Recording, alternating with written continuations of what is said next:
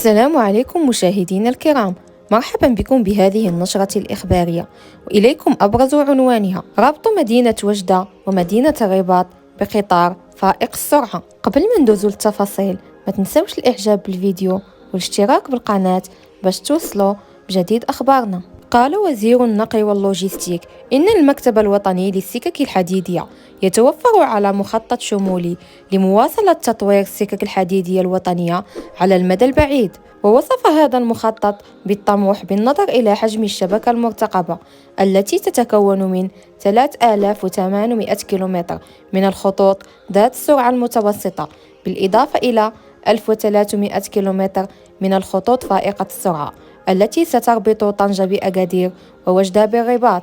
وستمكن هذه المشاريع حسب المسؤول الحكومي من ربط 43 مدينة مغربية عوض 23 مدينة حاليا، وتأمين النقل السككي ل 87% من الساكنة عوض 51% حاليا.